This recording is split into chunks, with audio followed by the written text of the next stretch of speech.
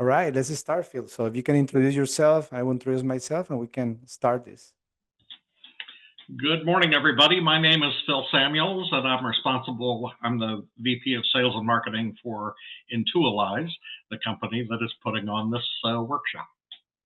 Thank you, Phil. My name is Nelson Valderrama. I'm the founder of Intualize, and we are super excited to have you guys here. So let me share my screen. Let's start this workshop for you guys. So, Phil, if you can go over how our journey looks like today, that would be awesome. Absolutely. I think we want to begin with talking about some product categories that we should address immediately to get some quick wins in place. And then we'll move to some practical workarounds for your ERPs when they don't take into account what happens with tariffs. And we'll be configuring those without expensive customizations. After that, perhaps the most important part is to have a clear customer communication plan so that we maintain our relationships during this time of volatility. And finally, a phased action plan that aligns sales, operations, and purchasing so that they're all on the same page going forward. All right, so that's going to be our journey. So we promised to you guys for this to be a workshop, something interactive. So please feel free to use the Q&A bar that you have at the bottom of your screen to submit any question that you have anytime. And we'll do our best to set enough time at the end to answer some questions. And if we are not able to answer those questions, we will contact you with some of the answers if we have those ones, right? That doesn't mean that we know everything of this subject by any means. So this is a workshop. So this is the way we are going to play out this.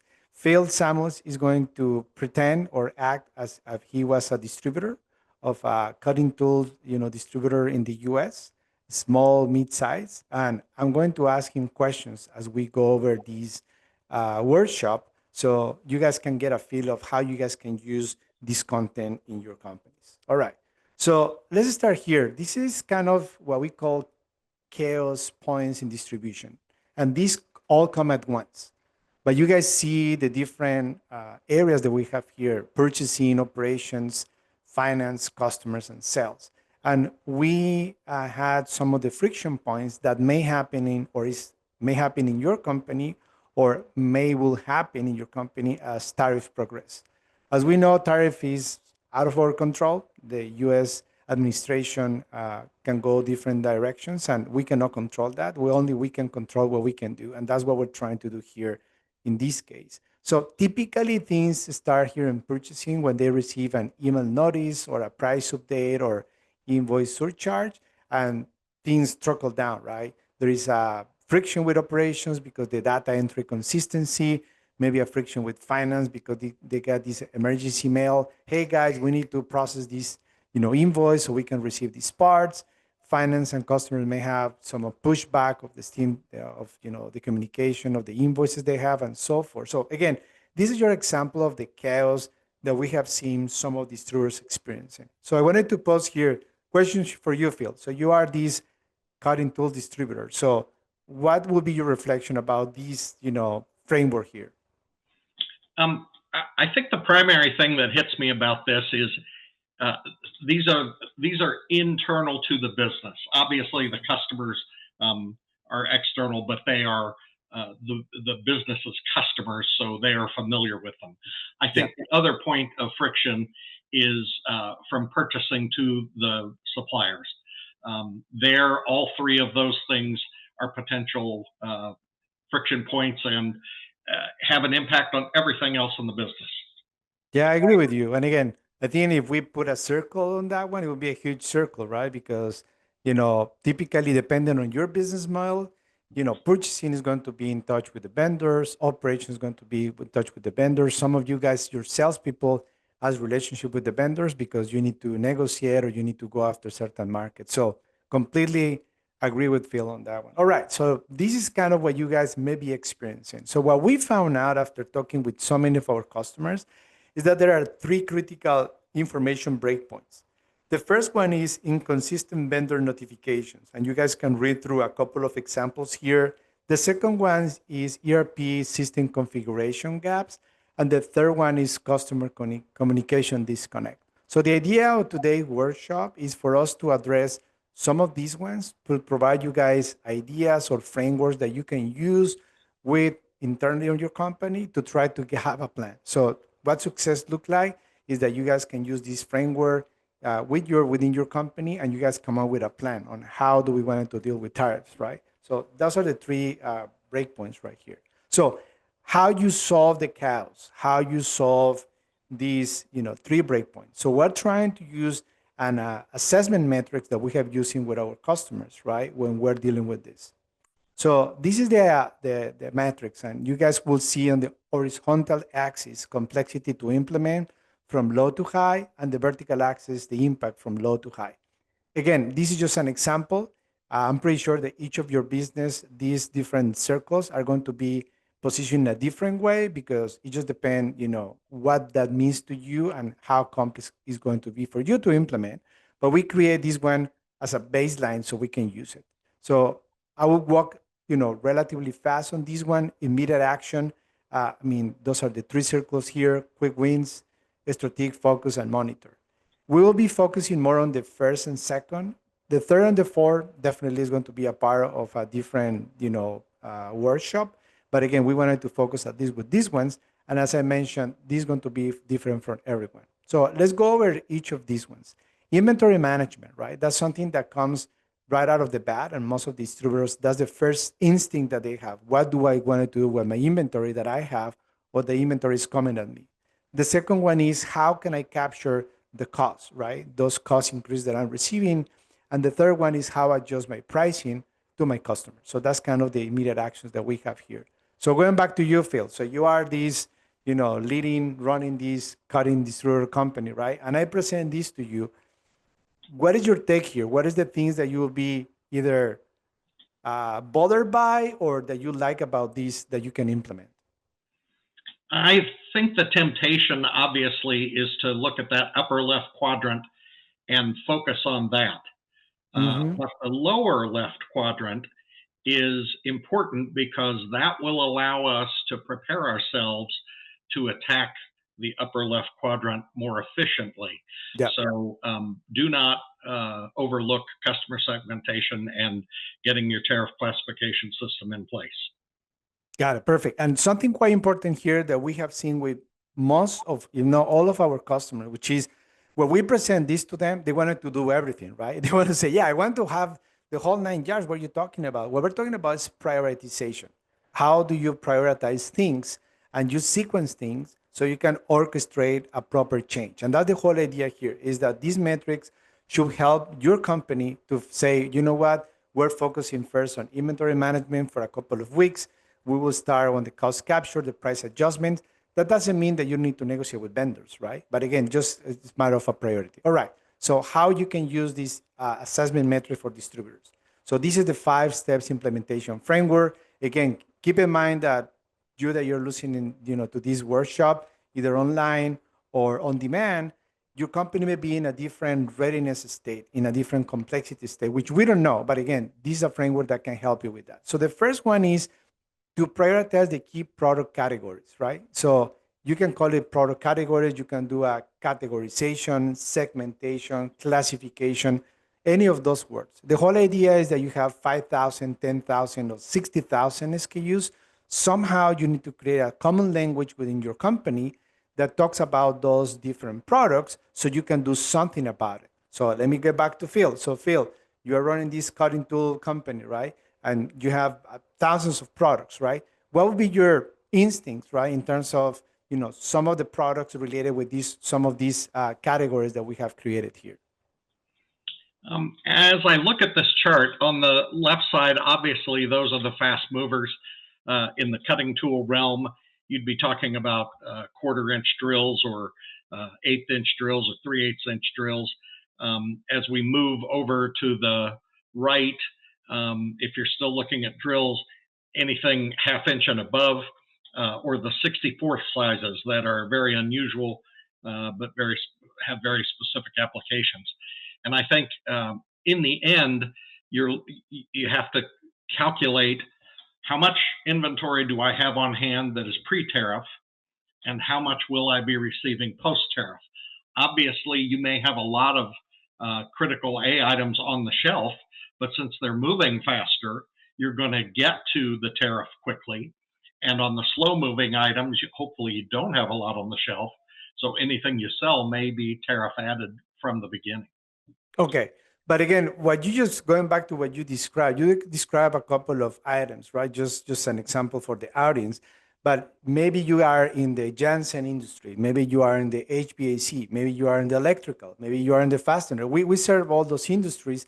And the whole idea here is that within your company, so Phil, running this business or being in sales, the purchasing people, the operation people, the finance people have exactly the same language. When they're talking about critical A, that's a common language about what products you are talking about. Because when you're talking with finance people, they are not going to remember the 3/4 inch, right? They just wanted to see, okay, all these products that I see in this list, what they are. There are critical A, critical B, category D. So that's the whole concept there. And how this will help you out. So we go to the second step. Evaluate your existing inventory.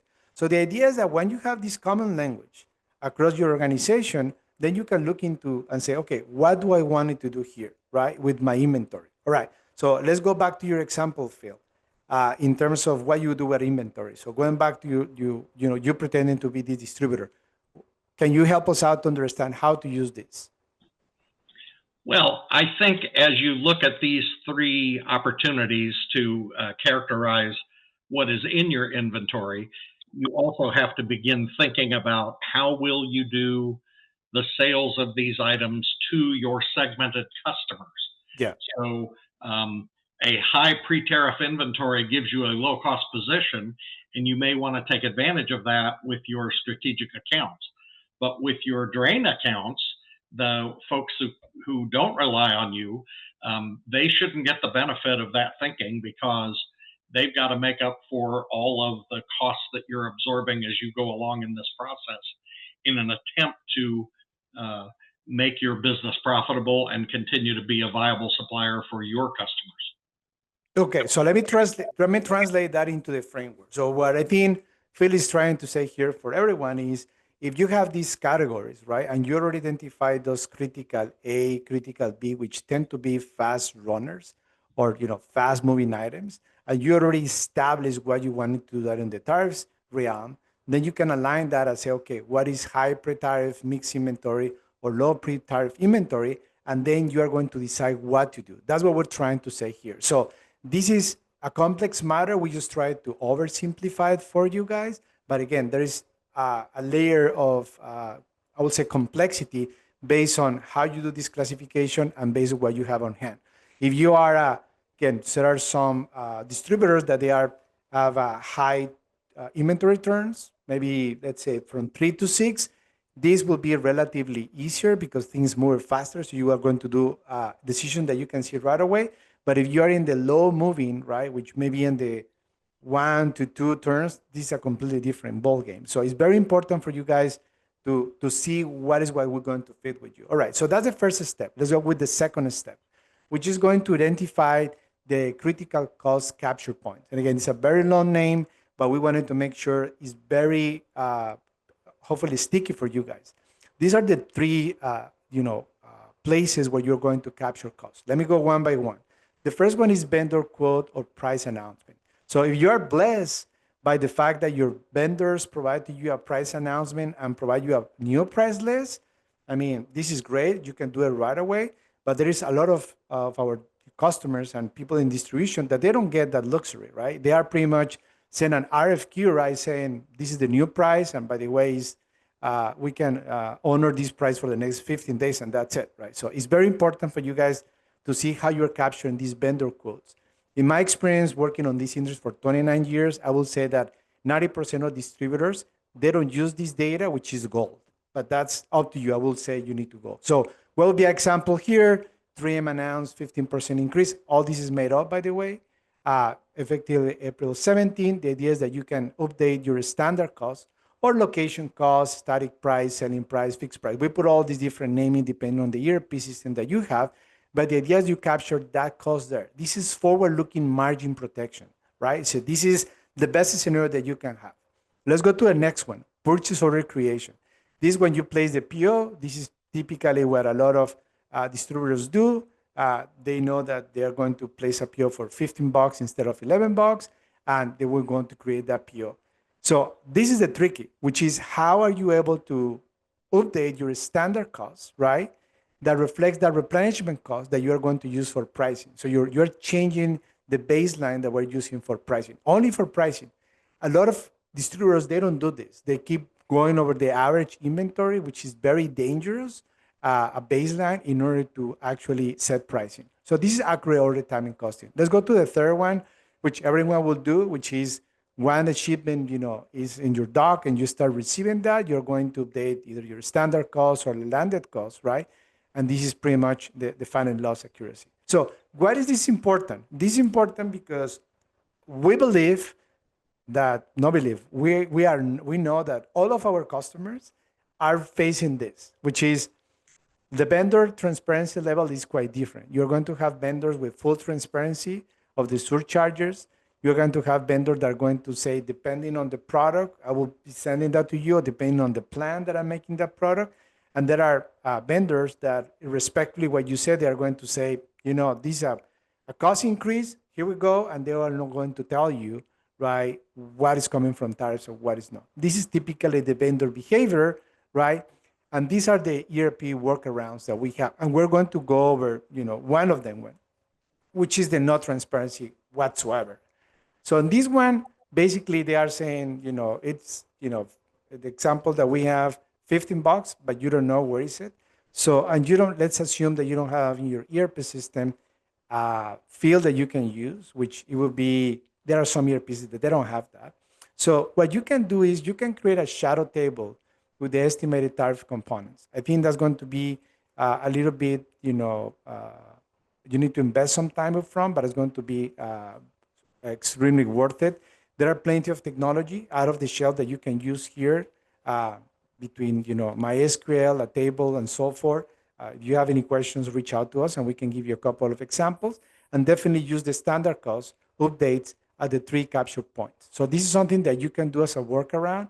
It's relatively a lot of labor, process here, but it's going to pay out because you are able to get this part. You're able to understand where is the HTS cost and the estimation of this based on what they are telling you, and track that historical cost as you can go, right? So going back to you, Phil. So you're running this distribution business. You are here, right? What would be your question, right? In terms of, how to use this framework? What would be a question that you may have as a distributor? Well, a couple of things hit me about this. One, we assume that all the tariffs only apply to businesses that we order from overseas. And this is going to impact our domestic suppliers also if they source things from overseas.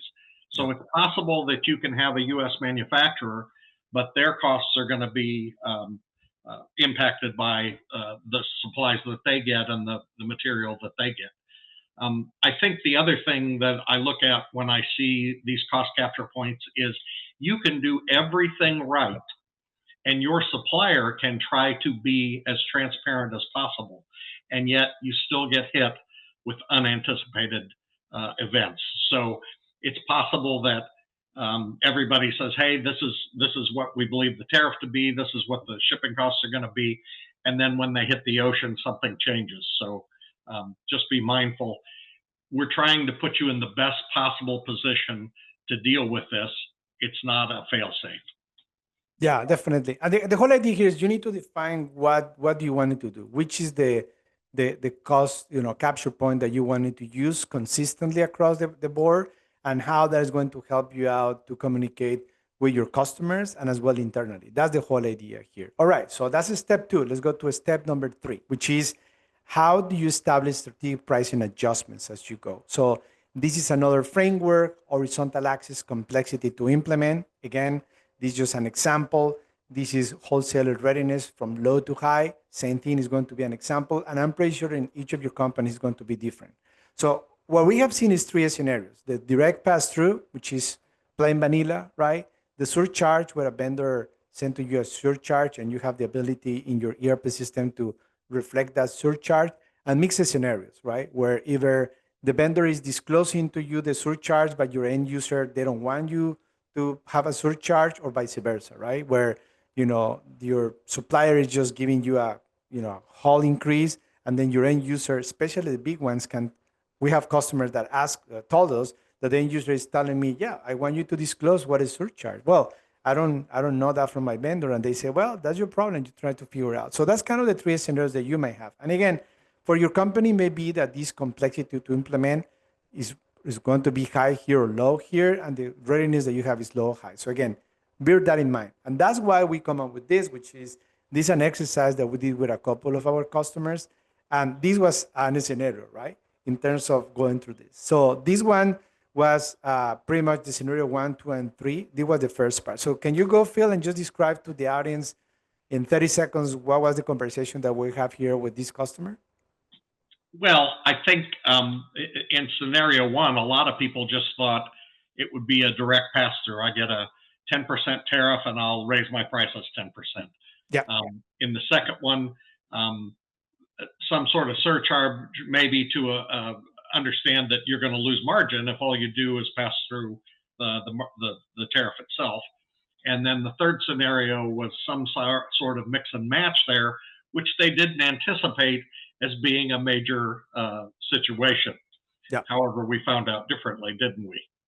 Exactly. And that was the second one. When we talked to them and we start talking about the different things that the step 1 and the step 2, which was, okay, let's talk about your product segmentation. Let's talk about where are you capturing the costs, and then talking about how you're wanting to start reflecting that change. Scenarios changes, right, dramatically here, right? So going to that scenario with, Phil described to us, what these customers found out is that the pass-through is going to be just 20% of all the price changes that they wanted to do. Surcharge is going to be 20%. And they found out a bunch of mixed methods that they're going to receive, right? Especially working with larger customers that they were demanding onto having some kind of disclosure of the surcharge, right? So it's going to be different in your side, in your case. But again, why this is important is about prioritization, right? If you're able to understand how this is going to play out within your company, it's going to be more easier for you to transition this. Something quite important as well here for all of us that we are perfectionists is that, again, we just made up these numbers, but you don't need to have a plus minus 1% accuracy on these numbers. It's just having that conversation between sales and operations and purchasing and say, okay, what are we thinking this scenario is going to play out? I mean, can we give a range? And you can get a range, right? But that will give you an idea of how big of a challenge you have, especially for your readiness. So that's step number 3. All right. So let's go into step number 3, scenario 1, which is the direct pass-through. We put this together based on our conversation with customers. Basically, when we talk about price increases, what they have in their minds is, okay, what is the customer price sensitivity? That's an instinct that every salesperson is going to have. The second one is competitive position, right? So I wanted to do this, but my competitors are going to do this, right? Immediately they have that in their head, and they are trying to balance that tension, right, that exists there. And there is another layer, which we talk about in the step number 1, which is your inventory position, right? So if you talk about this framework, is going to be with another layer, which we didn't want it to do because it would be quite complex, but you guys can see that. When you define step 1 and step 2, and you go to this step 3, really this is where you're going to say, how I'm going to deploy this part. So this is customer price sensitivity, low, medium, high. And I wanted to just go to a couple of examples here. Typically, what we have seen when we start talking with our customers is that they immediately gravitate to this, which is your core and VIP accounts. They are very, very focused on making sure that the big guys, are being taken care of it. And that means that you need to have an alignment there. And I will ask Phil something about this in a minute. And then after that, they can go with the low-hanging fruit, which is, full pass-through, right? Or they can start thinking of price increase. When we present this to customers, intuitively they are trying to do this, but they don't have a framework. The whole idea is, how can you have a framework that works within your company so you have a common language across all the different areas so you can talk about this. So coming back to you, Phil, keeping the workshop. So you are a distributor, right? I present this to you. how you be able to use this, right? In terms of with the customers that you have. Well, I think as our distributors did, I'm going to go to the strategic alignment first. Those are the accounts that you know the best, that you have the best relationship with, both from a customer standpoint and a supplier standpoint. Yeah. And you can talk with both sides and let them know what the circumstances are so that you can come up with a solution that is in the best interest of everybody. I think that one requires a little bit more effort, but there aren't nearly as many of those accounts Yes. as you have in total. When you move back into, for instance, the full pass through and the inch up, Yeah. those drain accounts that are out there, they should be paying full boat right away. They're already costing you money to service them. Their cost of service is greater than everybody else. They may be slow paying you. So be sure that you get everything in there. And when I say inch up, I'm talking about, remember, your organization is investing time in this. If your organization plans, they're doing something that we're outlining here in the workshop. If your organization doesn't plan, they're scrambling to put out fires all the time. So that inch up is an actual cost that you have. Yeah, and that was a discussion that we have with a couple of customers, right? We have customers that are on the side of I don't want to use this to increase my price and make more money because my customers trust me and I don't want to do that. And it's fine. I mean, it's just depending on your philosophy of how you run your company. But we're suggesting for you even to concern just the inch up, is that going to be a cost associated with this, right? A lot of the workarounds, a lot of the reporting and so forth is going to take some labor, right? And technology to do it. So that's a cost. And again, if you talk with your customers, I'm pretty sure they're going to experience the same thing. So we're in this together. And I like that, Phil, because we hear that from many customers of ours. We're on this together, right? It's something that we didn't anticipate or didn't ask for. So we wanted to go this one. So this is direct pass through. Perfect. Let's go into surcharge. So this is an example, a fake example that we come up with together. This is manufacturer sending you an invoice. And again, in the ideal world, manufacturer will disclose all these different surcharges to you. I know I run a distribution business a couple of times, and there are a few vendors that will be able to provide this kind of detail. But again, if you can talk to them and they have some way to do it, that would be awesome. So you know exactly how much is being charged because of the tariffs, right?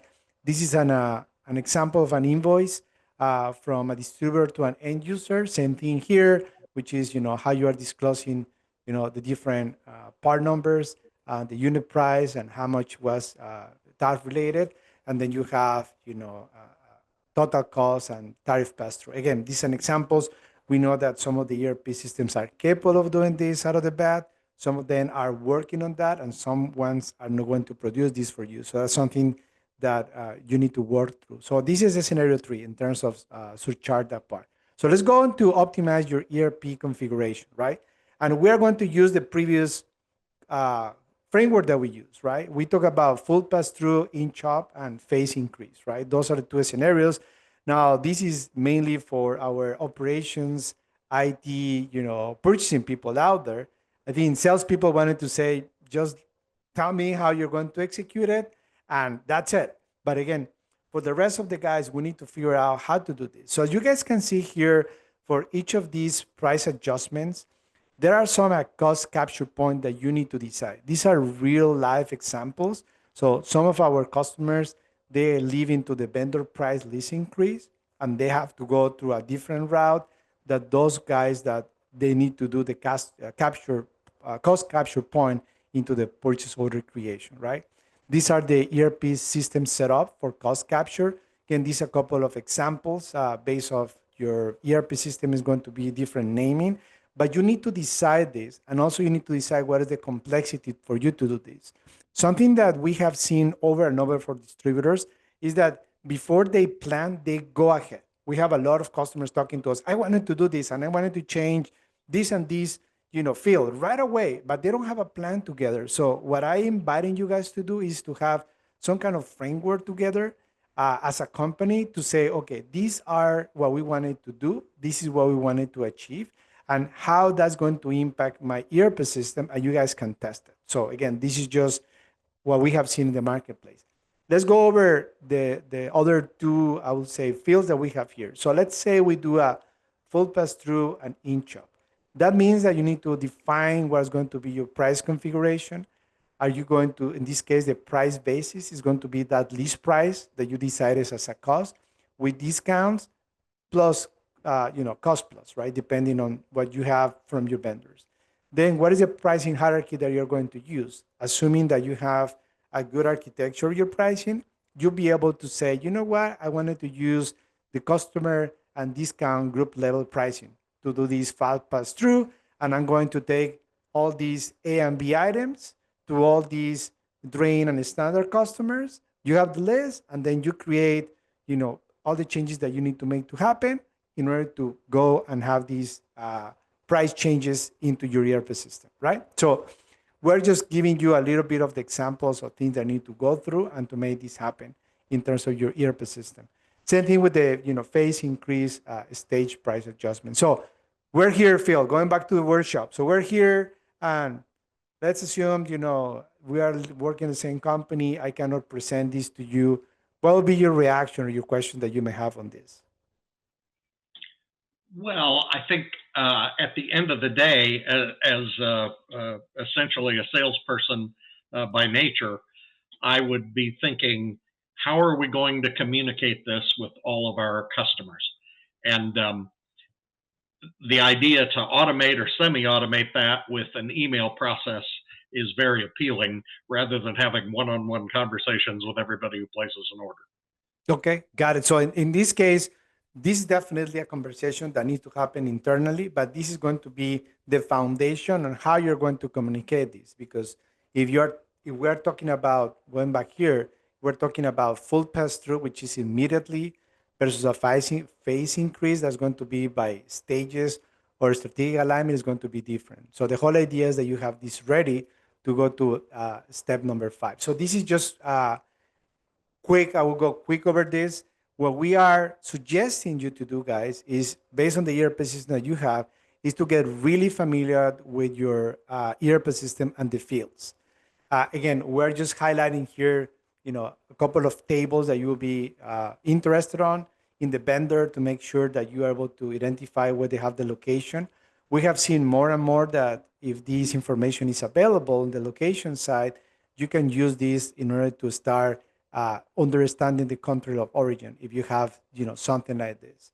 In the purchase order fields, definitely there are country of origin or HTA's code that you can use. So make sure that this is available or not. There are some ERP systems where you can do some configuration on your side to create some fields that you will only use. That's also something that you can look into. If you are importing directly from any vendor overseas, there are some ERP systems that have this vessel that you can use. This is very important to calculate the landed cost before anything arrives to your destination. Definitely inventory receipt fields. This is extremely important. This is going to touch everything, right?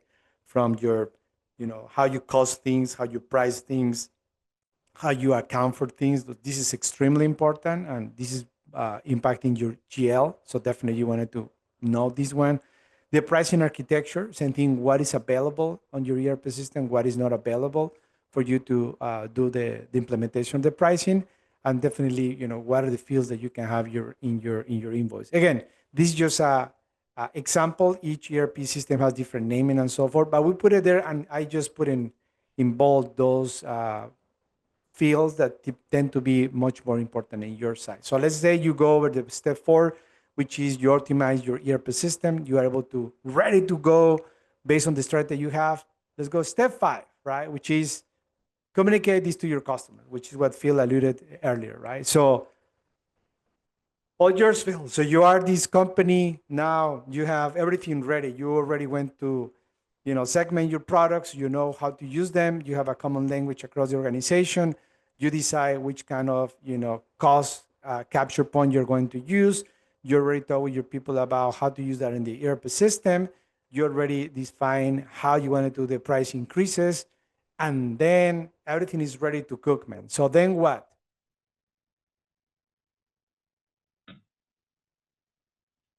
at that point, we begin implementing the communication. So Okay. um, I think as you look at strategic accounts, obviously there's a lot of legwork to be done there. You'll probably dispatch the sales teams, perhaps with a member of management to add a little weight to that conversation. With the core accounts, Mm-hmm. hopefully you'll be able to send them either an email or do something that takes away the need for the one-on-one communication. And then finally, with the standard accounts, you're just looking to help them understand we're in a tariff environment. We're all going to deal with it. I think the line on here that's hardest for me to deal with in my own mind is the timing line, because these are examples of what might happen, but Yeah. it's highly unlikely we're going to have a 90-day notice. So, Yeah. we'll cross our fingers, and again, it's all about making the priorities. Yeah, and again, our experience with customer has been, as we mentioned, that typically all the owners, all the people responsible, general managers, and so forth, they try to gravitate here. They wanted to spend their time here, and this makes completely sense, right? And again, as Phil said, this is where executives are being involved, having all those conversations and so forth, being very personal and so forth. So definitely going back priorities, definitely this is priority number one, because this is going to be extremely important for your business, right? In terms of that. But we wanted to disclose this part, which is sometimes for all other accounts, but you need to have a customer segmentation. You can use different channels to do that, right? And you can have templates in place to do that, right? And you can have different timing based on the strategy that you have to make that happen. And this is going to be making people feel comfortable. Now, on this one of the things that I found out that may be a failure point in this communication is about actually the internal communication among the team on how you're wanting to do this, the timing of it, and who is doing what. Why I'm bringing this up is because Phil and I, we were recently in an event of distributors in a specific vertical, and we were in a round table asking questions about this. And when I asked the question to them, again, I didn't know these guys; they are not our customers. And I asked them, okay, let's say you have a communication. Can you help me understand if you have a plan in place or a cadence in place to train and to coach your salespeople to do this? And I will say that at least 50% of them, they say, no, we don't. It's very informal. We just do it and so forth. And I think that's one of the main friction points or the main challenging points is even if you do this, but you don't have a good communication with your own team, how you wanted to do it and who is doing what, it become a nightmare, right? You can have the best plan, but the execution is horrible. So we want to just to put it out there for you guys, make it simple, make it something that you can execute, but make sure that you are communicating this to everyone. And everyone is everyone. Same thing with purchasing, same time with operation, everyone. So everyone is on the support team, customer, DCR, everyone. So everyone knows what's going on here. All right, so let's go into the next one. Let's talk about communication excellence, right? And we have here these 5 different concepts, right, that we have seen over and over from our customers that really work for them, right, when they are communicating tariff. So which of these 5 ones would be priority number 1 or the first one that you see, feel that you will gravitate towards? Well, I think when you look at the different segments here, it's easy to fall back on transparency or the collaborative position or the value based messaging. From my standpoint, it's the proactive communication, because even if you're dealing with your drain accounts and you send out a to whom it may concern kind of email, it's better that they have something in their hands to anticipate what's going on than it is not to inform them. And then the last time they called, they got a price for $12, and this time they're getting it for 26. That's going to make it very difficult for them to trust you and to feel good about working with you going forward. Yeah, and I think nobody likes surprises, right? As a humans, we wanted to be in an environment that anxiety and expectations are clear, right? Anxiety is low, expectations are very clear. And we know as a distributors that depending on how your vendors are going to work and your internal processes, you're going to be in different positions. But I completely agree with Phil on this one. And I think as a users, we can resonate with this. I just want to give an example. I remember last year we received a notification for our personal health provider, right? Or insurance saying, guys, we are negotiating with these guys. We started this time and it's going to take 2, 3, 4, 5 months, whatever, right? That we said.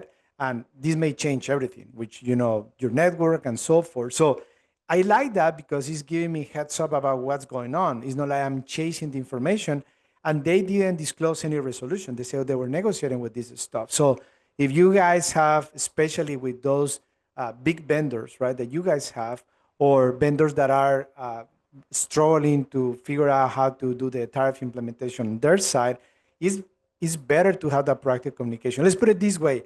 I don't think any company is being judged by over communicating. Typically, it's the opposite, right? And teams, right? Typically, we don't tend to over communicate. We typically are good at not communicating. So again, these are 5 different areas of communication excellence that you can go over. And again, after the this workshop, we're going to share a document with you guys with a little bit of examples about this. All right, so we're 5 minutes to get the workshop and start answering questions. Let's talk about phase action plan. So why a phase action plan? Because these help out to reduce risk.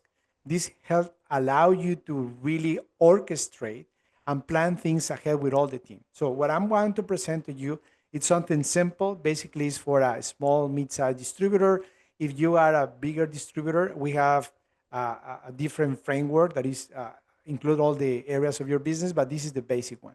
It's just an example again. This is for you guys to define your current state, so you guys can lay out all the different issues that you guys are having or experiencing today. Phase 1 is about quick wins and immediate action. So what are the things that you guys wanted to do? And again, you can read faster than I can talk, I'm pretty sure. Phase 2 is about strategic focus on reporting. What is what you wanted to have there? And then learn and adapt. This is extremely important because you don't want to boil the ocean, as we say. You wanted to go small on this and make sure that you have phases and you can test and learn about what you guys are doing, so you actually can learn from that and make it better, right? And again, this is going to be different for each company, right? What the concept here is how I do it, you do in phases. For some companies, it's going to be 2 phases. For other companies, it's going to be 5 phases with different timing. As Phil said, 30, 90 days. I wish we can do that. If that's not realizable and, it just, 2 weeks, it is what it is. So going back to this one, Phil, so you are that distributor. I present this framework to you. What will be your reaction to this? Well, I think initially as I see this, I think to myself, well, my circumstances are different. And so the idea here of the workshop is to lay out a framework for people to think about their business and how it will impact their situation.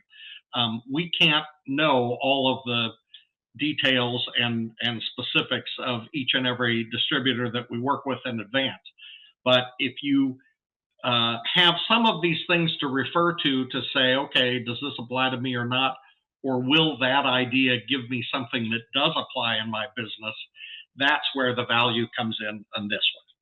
Yeah, and with our customers, this is discussion that we have. This is basically behind the scenes. They don't see this, but this is what we do for living, right? We always do things on phases. We have a checklist of what we wanted to do and how we wanted to make this happen. So again, this is just an example there. So 2 minutes, what we do. Just you guys were wondering what Intualize do. This is new for you guys. We do exactly this for you guys, of helping you out to see what is the assessment on your side. And basically, we help you out with everything that is in blue and in green. We do inventory management. We help you out with critical cost capture points and automating this part. We help out with price optimization adjustments. And definitely, we do customer segmentation. And in case you needed some tariff classification, we have third parties that we can work with. So that's what we do. And again, this is the, how you integrate these, 3 strategic tariff, responses, right? And we put it out here in terms of price optimization, inventory cost management, and performance visibility.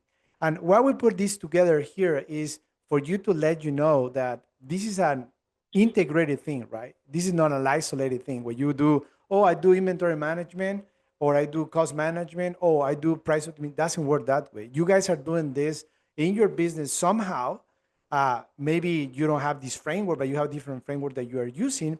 And of course, you are doing some performance visibility. Somehow you are capturing, understanding, what's going on here. So we wanted to put it out here for you guys to see. And I want just to highlight basically two of the concepts here. The first one is in terms of uh, position yourself for tariff increases. Our customers today, for any tariff increase, it should be like another price increase because there is an operational simplicity. So that would be a question for you. If you are watching this workshop live or you're watching this, on demand, is how comfortable do you feel today with your organization that you can do price changes so easy with any tariff change?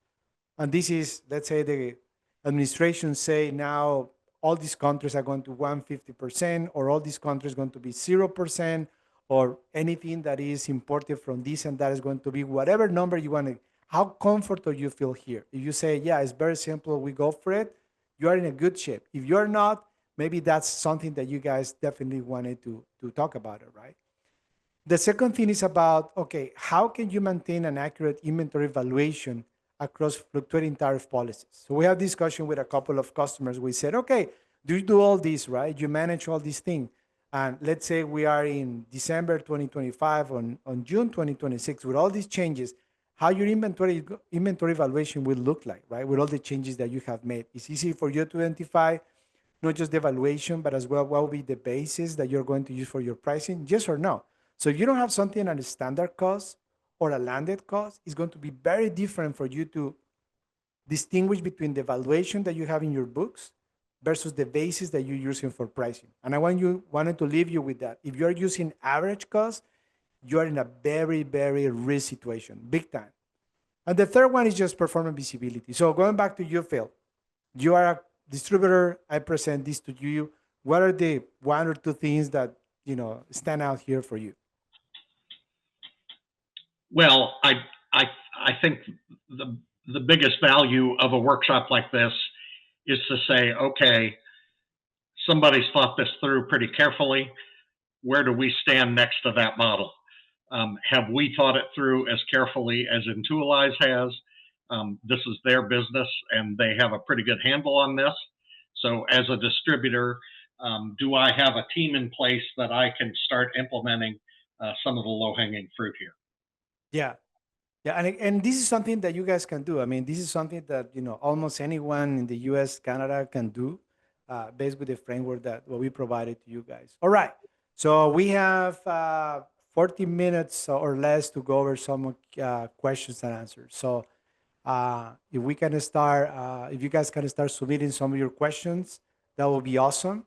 We wanted to give enough time to go over those ones.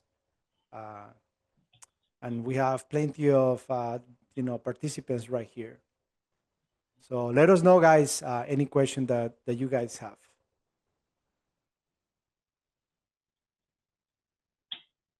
All right. So we got here the first question. The first question is going to be, let me read it for you.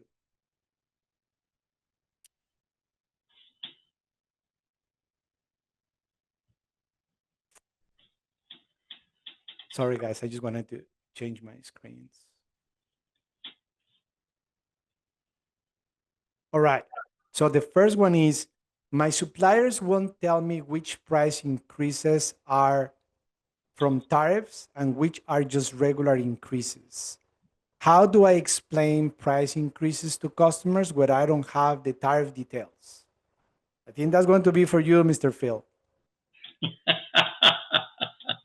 Well, I think one of the things you can rely on is that you rarely have all the details of why a price increase takes place. Yeah. If you have a good vendor, they probably write a letter and they tell you that they have raw material increases and they have tax increases in their environment. Typically, they don't talk about labor increases. They want to absorb the labor increases with higher productivity per employee. So, um, This is no different.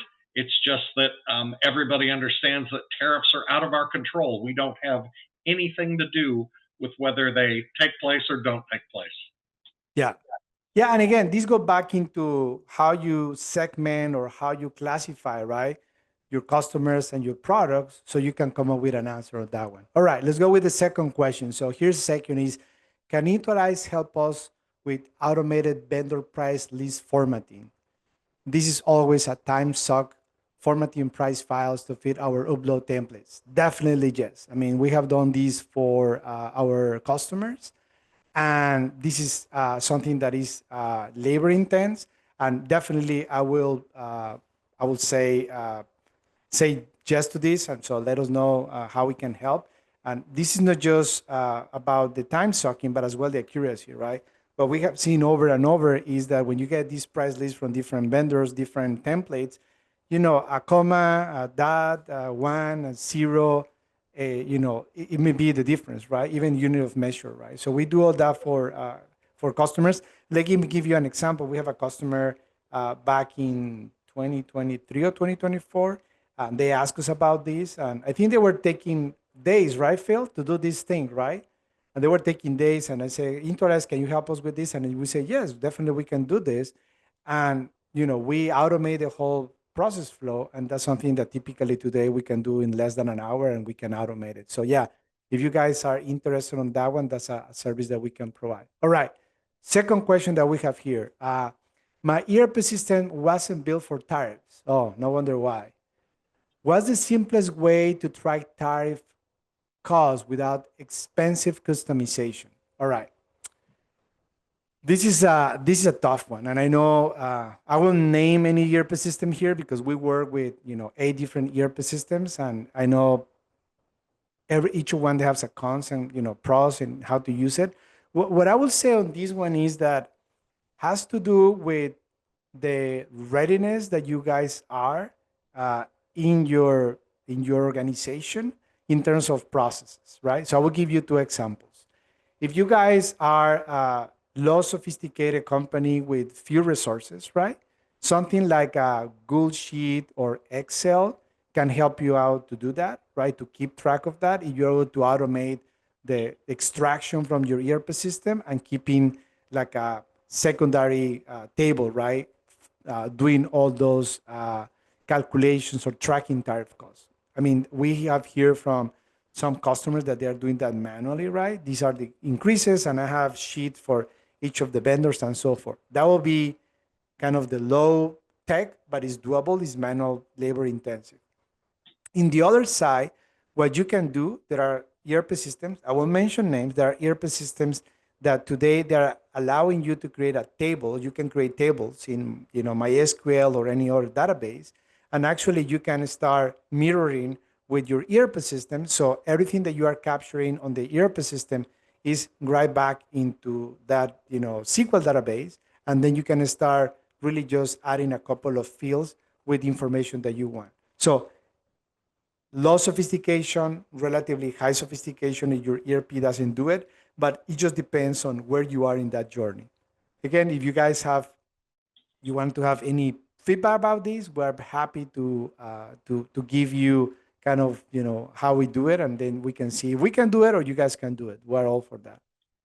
All right, we have here another question, Phil.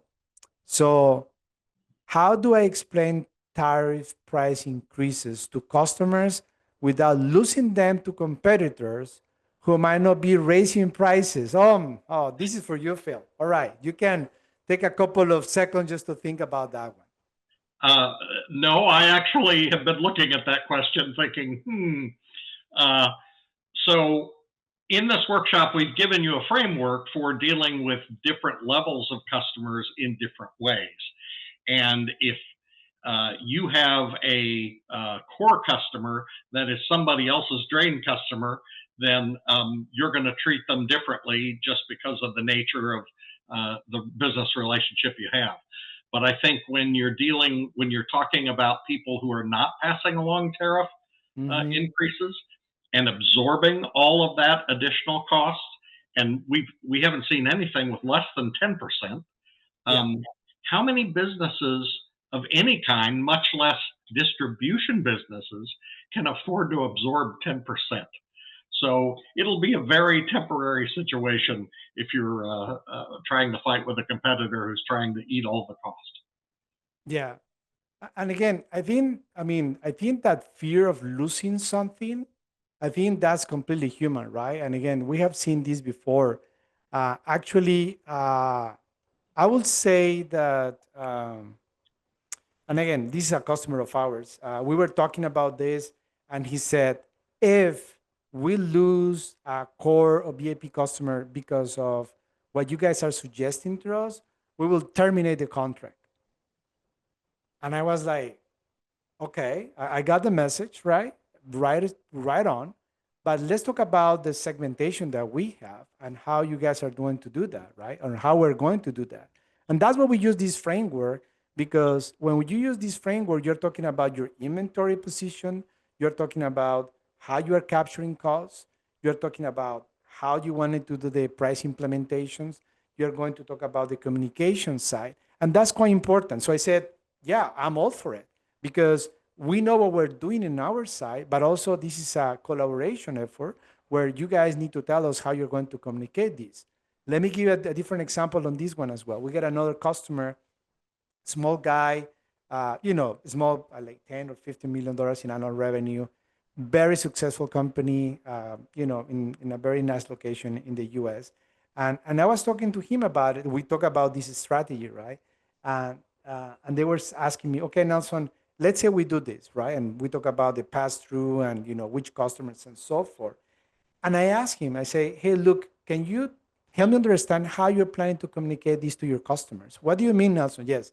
How are you planning, not just what you showed to me, but can you tell me what is your training plan? Can you tell me, how often are you going to do that? How is going to you receive the feedback? And, he was laughing. Yeah, we have that. So perfect. Send me an email. So it took a couple of days. He sent me an email, with the explanation that he had. And, he's the president. And I do appreciate that was very, very, I would say, detailed and mindful of him. So I replied to him saying, you know what? This is great, but there are a couple of pieces missing here, which is how's going to be the role playing? How's going to be the questions that they're going to ask you? What's going to be the pushback that you're going to receive? And this goes back to the competition, right? How you are actually providing or, communicating value. If everything is pricing, I mean, maybe that if that's your game, I mean, that's a hard game really to really win, right? What is the value that you propose and so forth. So I just wanted to put it out there, which is that part that we live in the workshop. Again, we just lay it out for you, but it has a lot of nuances around it. And I would say that's something that unfortunately distributors, we don't pay the attention that we should, right? To plan that and communicate that and so forth. I don't know, Phil, on these two examples with customers, what are your thoughts about that? I think at the end of the day, somebody who would say to you, if we follow your advice and it doesn't work, Yeah. then we'll walk away.